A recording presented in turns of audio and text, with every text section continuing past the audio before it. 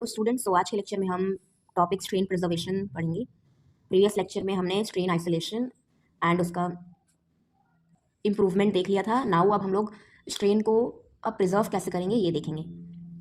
Once a strain producing a novel और desired product has been obtained, it must be appropriately preserved for future use.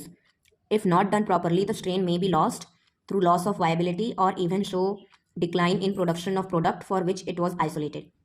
So, अगर हमने अपने strain को preserve नहीं किया तो वो खत्म हो जाएगा, मीन्स वो मर जाएगा, या फिर तो इससे जो हम लोग का प्रोडक्ट है, डिजायर्ड प्रोडक्ट, वो मिल नहीं पाएगा और उसको हम लोग आइसोलेट भी नहीं कर पाएंगे। इतना मेहनत कर हमने स्ट्रेन को आइसोलेट किया है तो उसको प्रिजर्व करना भी ज़रूरी है।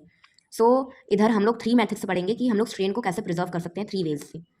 पहला है स्टोरेज ऑन अगर। स्टोरेज ऑन अगर में हम सिंपली कल्चर कर अपने स्ट्रेन को प्रिजर्व करते हैं। जैसा कि हमने देखा था कि पेट्री प्लेट पर हम लोग मीडियम बना देते हैं और उसको कल्चर करते हैं फर्दर। तो स्टोरेज ऑन अगर वही जो जेल लाइक सॉलिड मीडियम बना देता है एंड उसके ऊपर कल्चर करते हैं सिंपली अपने बैक्टीरिया को।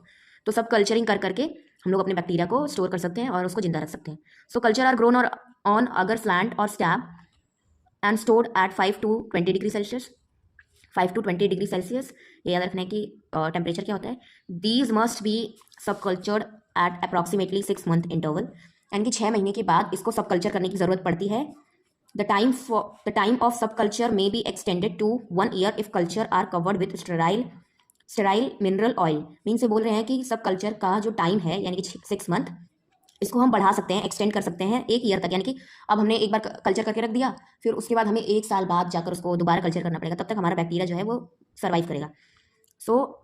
सब कल्चर के टाइम को इंक्रीज करने के लिए हम लोग उसके अंदर स्टेराइल मिनरल ऑयल ऐड कर देते हैं, जिससे जो टाइम ऑफ सब कल्चर है वो बढ़ जाता है। ये पहला मेथड, ये हमें याद रखना है कि स्ट्रेन प्रिजर्वेशन में क्या क्या मेथड्स होते हैं। सेकंड मेथड है storage in liquid nitrogen. The culture is grown and cryoprotective agent and a cryoprotective agent like glycerol 10 to 30% is added. These are dispensed in sealed ampule and frozen in liquid nitrogen at the temperature of -176 to -196 degree Celsius. Nitrogen, liquid nitrogen का use करके हम लोग cryo preservation करते हैं। इसमें हम लोग अपना जो बैक्टीरिया को है कल्चर करते हैं और उसको ग्रो करते हैं, और उसके अंदर हम लोग ऐड करते हैं एक क्रायो प्रोटेक्टिव एजेंट। ये याद रखना है कि नेम अगर पूछ दिया question what is cryo protective agent, तो वो होता है ग्लिसरॉल, और वो हम लोग ऐड करते हैं 10 to 30%। देन हम लोग इसको सील्ड एम्प्यूल्स मीन्स छोटे छोटे ट्यूब्स होते हैं उसके अंदर हम लोग डाल देते हैं एंड देन उसको फ्रोज कर देते हैं इन द लिक्विड नाइट्रोजन। ये दूसरा तरीका हो गया स्ट्रेन प्रिजर्वेशन का। थर्ड मेथड है वो है lyophilisation. In lyophilization or freeze drying, lyophilization is freeze drying method, involves the freezing of culture followed by drying under vacuum. This result in sublimation of cell water. Lyophilized culture may remain viable for 5 to 10 year or more. Lyophilization में जो microbe होता है उसको freeze कर देते हैं and dry करते हैं, यानी कि पहले फ्रीजिंग करेंगे उस कल्चर को एंड देन उसको ड्राई कर देते हैं इन वैक्यूम। ये रिजल्ट, इसका रिजल्ट क्या होता है कि जो सेल वाटर है वो सब लाइम हो जाता है, मीन्स पानी नहीं बचता सेल के अंदर। हमें पता है कि अगर किसी भी चीज़ में अगर पानी होता है तो उसके अंदर माइक्रोब्स ग्रो करने के जो चांसेस हैं वो बढ़ जाते हैं। हम लोग सेल वाटर को हटा देते हैं। लायोफिलाइजेशन में यही होता है। ये लायोफिलाइज्ड सेल जो है यानी कि लायोफिलाइज्ड कल्चर जो है वो रह सकता है वायबल मीन्स जिंदा फॉर 5 to 10 years और ज़्यादा, उससे भी ज़्यादा। हमने 3 मेथड्स पढ़ लिए स्ट्रेन प्रिजर्वेशन के। देन नेक्स्ट टॉपिक है कल्चर कलेक्शन सेंटर्स। जब ये कल्चर कर लेते हैं हम लोग तो कुछ सेंटर्स होते हैं जो इनको कलेक्ट करके रखते हैं एंड जब साइंटिस्ट को रिक्वायर्ड होता है तो वो वहाँ से जाकर ले सकते हैं। जैसे कि मॉल में सारी चीज़ें रखी रहती हैं, वैसे ही कल्चर कलेक्शंस होते हैं जहाँ पे कल्चर का स्टोरेज किया जाता है और उसको मेंटेन किया जाता है। कल्चर में be deposited to culture collection centres. This centre safely maintain culture for year. वो मेंटेन करके रखते हैं कल्चर को, मरने देते हैं जो माइक्रोब होते हैं कल्चर के अंदर। The culture are also made available to prospective investigator, means किसी को काम करना है उसके ऊपर तो उसको देते हैं वो लोग। With the advent of modern biotechnology, the associated commercial and financial implications, the culture collection centres are govern by stringent rules and regulations to protect the intellectual property rights of the depositors. इतना important नहीं, बस ये बोल रहा है कि rules and regulations के साथ जो कल्चर कलेक्शन सेंटर्स है वो काम करते हैं एंड राइट्स जो होते हैं वो डिपॉजिटर्स के मेंटेन किए जाते हैं। इंपॉर्टेंट अब आ जाता है कि well known culture collection centres of international are. तो इसमें 3 एग्जाम्पल हैं। पहला है ATC, NCIB, then DSM। So पहले का फुल फॉर्म है, ये पूछता है कि फुल फॉर्म बता दो या फिर इंटरनेशनल कलेक्शन सेंटर्स के नेम बोलो। तो ATC का फुल फॉर्म है अमेरिकन टाइप कल्चर कलेक्शन, जो USA में है। Then NCIB national collection of industrial bacteria, UK में है। DSM विच सैमलंग वॉन माइक्रो ऑर्गेनिज्म जेलकिटरन, पता नहीं क्या लिखा है, जर्मनी में है। सो ये पढ़ लेना, मतलब स्पेलिंग लर्न कर लेना। ये लैंग्वेज में मतलब ये कोई और ही लैंग्वेज लिखी है। सो ये जो तीनों इंपॉर्टेंट हैं, ये इंटरनेशनल कलेक्शन सेंटर्स हैं, ठीक है। एंड अब आ जाता है कि नेशनल कलेक्शन सेंटर्स जो हैं, जो कि इंडिया के हैं, वो कितने हैं। तो वो हमें 2 लर्न करने हैं। एक है MTCC और एक है NBAIM। So national collection centres of India is called MTCC, जिसका फुल फॉर्म है microbial type culture collection and gene bank, और ये लोकेटेड है at the institute of microbial technology Chandigarh.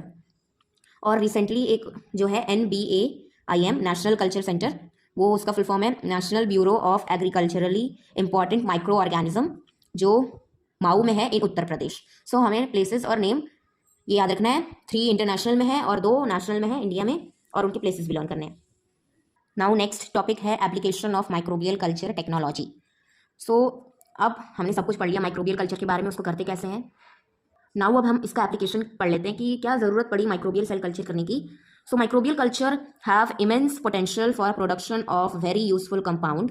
Once the microbial culture is established, depending on its metabolic activity, it can be used for production of numerous compound. हाँ, compounds बनाने के लिए हम use कर सकते हैं। In general microbial culture can be exploited primarily in 6 different way for production of metabolites, जो हम लोग पढ़ेंगे अभी। सो माइक्रोबियल कल्चर को हम लोग एक्सप्लॉइट कैसे करते हैं। तो पहला है production of whole microbial cell for food और vaccine, production of primary metabolite such as acid, alcohol, production of secondary metabolite, antibodies, antibiotics, bio transformation reaction, enzymatic steroid, exploitation of metabolism, microbial leaching, biodegradable waste treatment, and sixth is the synthesis of recombinant protein therapeutic protein के लिए। सो इसमें आप लोगों को जो learn करना है वो सिर्फ कि अगर क्वेश्चन पूछते कि होल माइक्रोबियल सेल का यूज़ करके हम लोग क्या प्रोड्यूस करते हैं, तो हम लोग फूड और वैक्सीन प्रोड्यूस कर सकते हैं। या फिर प्राइमरी मेटाबोलाइट्स के एग्जांपल क्या है, तो वो हमने जो पढ़ रखा है एसिड एंड अल्कोहल, यही आप लोगों को लिखना है। तो ये बोले कि हम लोग माइक्रोबियल सेल कल्चर का यूज़ करके ये सब चीज़ें बना सकते हैं। प्राइमरी मेटाबोलाइट्स बना सकते हैं, सेकेंडरी मेटाबोलाइट्स बना सकते हैं। और एग्जाम्पल सेकेंडरी मेटाबोलाइट्स का लर्न कर लेना, antibiotics. Then biotransformation reactions के लिए जो एंजाइम्स और स्टेरॉइड हार्मोन्स भी बना सकते हैं।